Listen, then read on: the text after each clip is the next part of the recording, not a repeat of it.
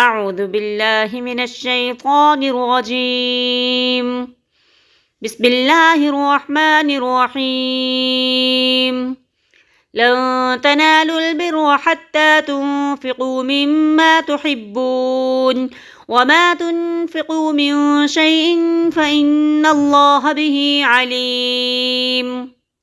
قرآن مجید کے چوتھے پارے میں سورۃ آل عمران کے آخری 11 رکوع یعنی رکوع نمبر 10 تا 20 اور سورۃ نساء کے ابتدائی 3 رکوع شامل ہیں۔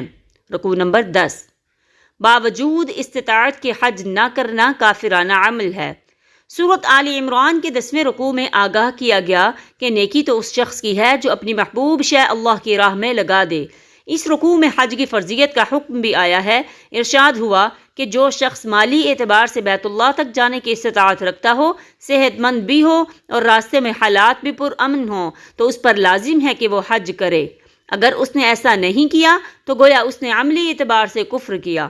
اللہ تعالیٰ غنی ہے اور اسے کسی کے حج یا عبادت کی حاجت نہیں۔ جو شخص بھی نیکی کرتا ہے اپنے ہی بھلے کے لیے کرتا ہے۔ اس رکوع میں مسلمانوں کو اس سے بھی خبردار کیا گیا کہ اگر تم نے اہل کتاب کے ایک گروہ کی بات مانی تو وہ تمہیں کفر کی طرف لے جائیں گے۔ وہ خود تو گمراہ ہیں اور جانتے ہیں کہ ہم گمراہ ہیں، اب وہ تمہیں بھی گمراہ کرنے پر تلے ہوئے ہیں۔ رکوع نمبر 11، روز قیامت کون کامیاب ہوگا؟ 11ویں رکوع میں اللہ نے مسلمانوں کو کامیابی کے لیے ایک سہ نکاتی لائحہ عمل دیا ہے۔ پہلا نقطہ یہ ہے کہ ہر انسان اپنی ذاتی زندگی میں اللہ کا ایسے تقوی اختیار کرے جیسا کہ تقوی اختیار کرنے کا حق ہے، یعنی اللہ کی نافرمانی سے ایسے بچے جیسا کہ بچنے کا حق ہے۔ دوسرا نقطہ یہ ہے کہ تمام مسلمان قرآن کی بنیاد پر آپس میں متحد ہو جائیں، اپنا مشن بنا لیں کہ ہم نے قرآن مجید کو پڑھنا ہے، سمجھنا ہے، اس کی تعلیمات پر عمل کرنا ہے، اس کے اجتماعی احکامات کے نفاذ کے لیے جدوجہد کرنی ہے اور اس کی تعلیمات کو پوری دنیا میں پھیلانا ہے۔ یہ مشن تمام مسلمانوں کو متحد کر دے گا اور ان کا باہمی انتشار ختم ہو جائے گا۔ اسلام قبول کرنے سے قبل صحابہ اکرام منتشر تھے، خدمت قرآن کے مشن نے انہیں بھائی بھائی بنا دیا۔ تیسرا نقطہ یہ بیان کیا گیا کہ متحد ہونے کے بعد مسلمان باہم مل کر جماعت کی صورت میں لوگوں کو خدمت قرآن کے مشن میں شریک ہونے کی دعوت دیں، نیکیوں کو پھیلائیں اور برائیوں سے روکیں۔ بشارت دی گئی کہ اس سہ نکاتی لائحہ عمل کو اختیار کرنے والے ہی روز قیامت کامیاب ہوں گے۔ رکوع نمبر 12، امت کے دور زوال میں کرنے کے کام۔ 12ویں رکوع میں بیان کیا گیا کہ یہود اللہ کے غضب کا شکار اور ذلت و رسوائی سے دوچار ہیں۔ اس کا سبب یہ ہے کہ انہوں نے اللہ کی نافرمانی کی، انبیاء کو جھٹلایا اور بعض انبیاء کو شہید کر دیا۔ البتہ ان میں بعض صالحین اور اللہ کے محبوب لوگ بھی ہیں۔ یہ وہ ہیں جو قرآن پر ایمان رکھتے ہیں، رات کے اوقات میں آیات قرآنی کی تلاوت کرتے ہیں، اللہ کے احکامات کے سامنے سر جھکا دیتے ہیں، نیکی کا حکم دیتے ہیں، برائی سے روکتے ہیں، بھلائی کے کاموں میں ایک دوسرے سے آگے نکلنے کی کوشش کرتے ہیں۔ ان کا یہ طرز عمل اخلاص کے ساتھ اور اللہ کی رضا کے حصول کے لیے ہے۔ رکوع نمبر 13، اللہ کی مدد کب آتی ہے؟ 13ویں رکوع سے غزوہ احد میں پیش آنے والے واقعات پر تبصرے کا آغاز ہوا۔ اس موقع پر اللہ نے وعدہ فرمایا تھا کہ اگر مسلمان صبر و استقامت کا مظاہرہ کرتے ہوئے میری اطاعت کریں گے تو میں فرشتوں کے نزول کے ذریعے ان کی مدد کروں گا۔ مدد کی یہ بشارت مسلمانوں کی ہمت بڑھانے اور انہیں خوش کرنے کے لیے ہے۔ حقیقت میں تو مدد صرف اللہ ہی کی طرف سے آتی ہے اور وہی فیصلہ کن کردار ادا کرتی ہے۔ مسلمانوں نے چونکہ مجموعی طور پر صبر و استقامت کا مظاہرہ نہیں کیا، لہٰذا انہیں عطا کی جانے والی فتح شکست میں بدل گئی۔ رکوع نمبر 14، مسلمان کب غالب ہوں گے؟ 14ویں رکوع میں سود کی حرمت کا ابتدائی حکم نازل ہوا، جس کے تحت سود پر سود یعنی سود مرکب کو حرام قرار دیا گیا۔ یہ ابتدائی حکم تھا۔ سود کی ہر صورت کی حرمت کا حکم سورۃ البقرہ کے 38ویں رکوع میں آ چکا ہے۔ اس کے بعد اللہ نے اس رکوع میں مسلمانوں کو تسلی دی کہ وہ غزوہ احد میں وقتی شکست پر یہ مایوس نہ ہوں۔ وَلَا تَهِنُوا وَلَا تَحْزَنُوا وَأَنْتُمُ الْأَعْلَوْنَ إِن كُنتُم مُّؤْمِنِينَ، اور نہ ہمت ہارو اور نہ غمگین ہو اور غالب تم ہی ہوگے بشرط یہ کہ مومن ہو۔ آخر کار غالب مسلمان ہی ہوں گے بشرط یہ کہ وہ اپنے دلوں میں حقیقی ایمان پیدا کریں۔ اللہ نے وقتی شکست آزمائش کے لیے دی ہے، تاکہ ظاہر ہو جائے کہ اس مشکل وقت میں کون دین حق پر ڈٹا رہتا ہے اور کون رخ پھیر لیتا ہے۔ پھر کچھ ساتھیوں کو شہادت کی سعادت ملی ہے جس کی آرزو کر کے وہ میدان میں آئے تھے۔ رکوع نمبر 15، اللہ والے کون ہیں؟ 15ویں رکوع میں آگاہ کیا گیا کہ تمہاری وابستگی نبی کریم صلی اللہ علیہ وسلم کے ساتھ ساتھ ان کے مشن سے بھی ہونی چاہیے۔ ایسا نہ ہو کہ ان کے بعد تم دین کے غلبہ کے لیے جدوجہد سے ہی کنارہ کشی کر لو۔ حقیقت میں اللہ والے وہ لوگ ہیں جو اللہ کی راہ میں جنگ کرتے ہیں اور جنگ کے دوران تکالیف کی وجہ سے نہ ہمت ہارتے ہیں، نہ کمزور پڑتے ہیں اور نہ باطل کے سامنے دبتے ہیں۔ ان کی دعا تو یہ ہوتی ہے، ربنا اغفر لنا ذنوبنا واسرافنا في امرنا وثبت اقدامنا وانصرنا على القوم الكافرين۔ اے ہمارے رب، بخش دے ہمارے گناہ اور وہ زیادتی جو ہم نے اپنے معاملات میں کی، اور جما دے ہمارے قدموں کو اور ہماری مدد فرما کافر قوم کے مقابلے میں۔ رکوع نمبر 16، نظم کی اہمیت۔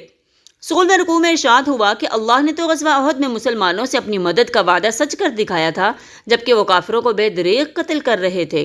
البتہ جب چند ساتھیوں نے نظم کی خلاف ورزی کی اور فتح کی جلدی میں اپنے امیر کی نافرمانی کر کے مسلمان لشکر کی پشت پر واقع درہ خالی کر دیا تو پھر فتح شکست میں بدل گئی۔ اسی درہ سے کفار نے حملہ کیا اور مسلمانوں کو شدید نقصان اٹھانا پڑا۔ گویا اس رکوع میں نظم کی اہمیت کو واضح کیا گیا ہے۔ اللہ تعالیٰ ہمیں غلبہ دین کی جدوجہد میں نظم کی پابندی کے ساتھ محنت کرنے کی توفیق عطا فرمائے۔ رکوع نمبر 17، ایک مثالی قائد کی صفات۔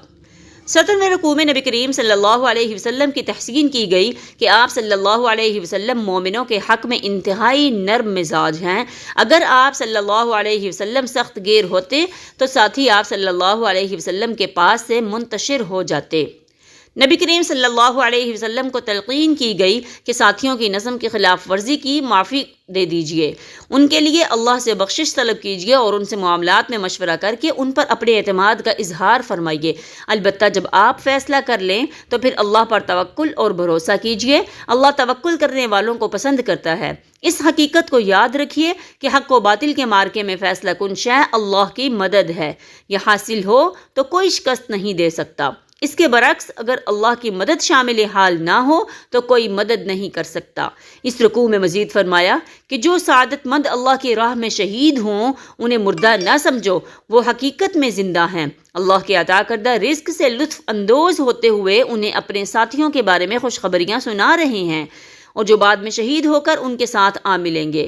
ساتھ ہی اللہ کی طرف سے مزید نعمتوں کی بشارتیں حاصل کر رہے ہیں۔ اللہ ہم سب کو شہادت کی موت عطا فرمائے، آمین۔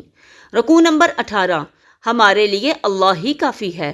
18ویں رکوع میں اللہ نے صحابہ اکرام کی تحسین فرمائی ہے۔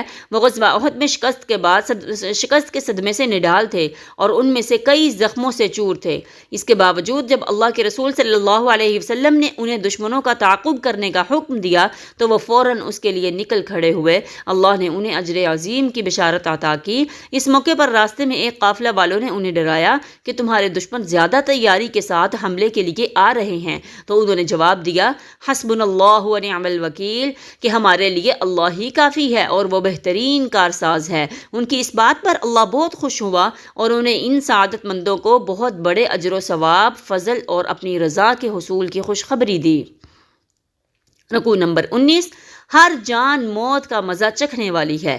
19ویں رکوع میں یہ حقیقت بیان کی گئی ہے کہ کل نفس ذائقۃ الموت وانما توفون اجورکم یوم القیامہ، ہر جاندار موت کا مزہ چکھنے والی ہے اور تمہیں تمہارے اجر دیے جائیں گے روز قیامت۔ یہ دنیا دار العمل ہے اور دار الامتحان ہے، نتیجہ قیامت کے دن نکلے گا۔ فمن زحزح عن النار وادخل الجنة فقد فاز وما الحياة الدنيا الا متاع الغرور۔ پس جو کوئی بھی بچا لیا گیا جہنم کی آگ سے اور داخل کر دیا گیا جنت میں، پس وہ تو کامیاب ہو گیا اور دنیا کی زندگی نہیں ہے مگر دھوکے کا سامان۔ اللہ ہمیں اس دنیا کے دھوکے سے محفوظ فرمائے اور اس میں رہتے ہوئے آخرت کی تیاری کی توفیق عطا فرمائے۔ رکوع نمبر 20، حصول معرفت حقائق کا ذریعہ ذکر و فکر۔ 20ویں رکوع میں آگاہ کر دیا گیا کہ اللہ کی معرفت اور سیدھے راستے کی ہدایت انہیں نصیب ہوتی ہے جو کائنات پر غور و فکر کرتے ہیں اور ہر حال میں اللہ کا ذکر کرتے ہیں۔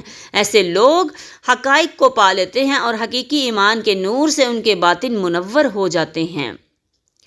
اس رکوع کے آخر میں اہل ایمان کو تلقین کی گئی کہ وہ کفار کے مقابلے میں ڈٹے رہیں، نظم کی سختی سے پابندی کریں اور اللہ کا تقوی اختیار کریں تاکہ وہ کامیاب ہوں۔ سورۃ نساء، اسلام کی معاشرتی ہدایات۔ رکوع نمبر 1، خواتین اور یتیموں کے حقوق ادا کرو۔ پہلے رکوع میں خواتین اور یتیموں کے حقوق ادا کرنے کی تلقین کی گئی ہے۔ ارشاد ہوا کہ خواتین کو ان کے مہر خوشی خوشی ادا کیا کرو۔ مردوں کو 4 نکاحوں کی اجازت ہے مگر اس شرط کے ساتھ کہ وہ تمام بیویوں کے درمیان عدل کریں۔ اگر وہ عدل نہیں کر سکتے تو پھر ایک ہی نکاح کافی ہے۔ حکم دیا گیا کہ وراثت میں سے خواتین کو بھی ان کا معین حصہ دو۔ یتیموں کا مال ناحق مت کھاؤ۔ جو یتیم کا مال ناحق کھاتا ہے تو وہ گویا اپنے پیٹ میں آگ برتا ہے۔ رکوع نمبر 2، وراثت کے احکامات۔ دوسرے رکوع میں وراثت کے احکامات بیان ہوئے۔ ان احکامات پر عمل کرنے والوں کو جنت کی بشارت دی گئی اور ان احکامات کی نافرمانی کرنے والوں کو جہنم کی آگ میں جلنے اور ذلت والے عذاب سے دوچار ہونے کی وعید سنائی گئی۔ رکوع نمبر 3، فوری اور سچی توبہ ضرور قبول ہوتی ہے۔ تیسرے رکوع میں اللہ نے جنسی بے راہ روی سے منع فرمایا ہے۔ فرمایا کہ نہ زنا کرو اور نہ ہی ہم جنس پرستی کے جرم کا ارتکاب کرو۔ گناہوں پر فوری اور سچی توبہ کرنے والوں کو یقین دلایا گیا کہ اللہ ان کی توبہ ضرور قبول کرے گا اور ان پر نظر کرم فرمائے گا۔ توبہ میں تاخیر کرنے والوں کو خبردار کیا گیا کہ اگر موت کے وقت توبہ کی تو وہ ہرگز قبول نہ کی جائے گی۔ اس رکوع میں اللہ نے ایک بار پھر بیویوں سے حسن سلوک کرنے کی تلقین فرمائی گئی۔